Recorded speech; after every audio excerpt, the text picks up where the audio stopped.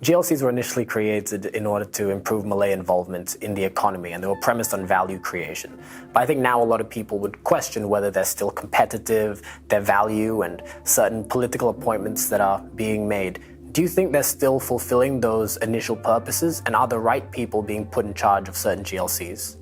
When we created GLC, it was because we find that the Malays are not capable of taking up their share of the business.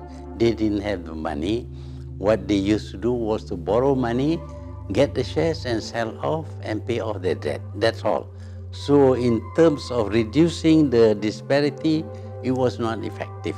So we decided that in order to prevent this selling off of the Malay share, we created the GLC. Now, GLCs is supposed to buy up Malay shares, but later on, GLCs went on to compete with the Malays.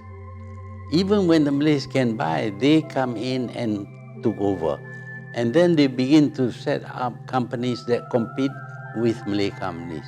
So they have veered away from the original purpose of GLCs. Then that is why we have today the problem with GLCs, where they have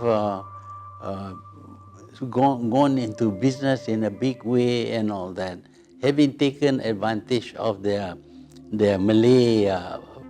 They are supposed to help the Malays. That is used by them in order to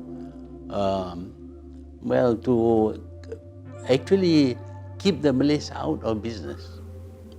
So how do we get them back on track to fulfilling the goals that they were designed to do?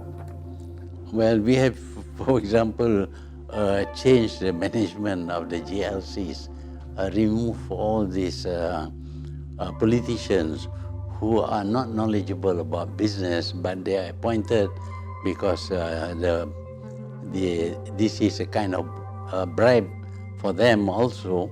So now, when PH took over, we removed all these politicians.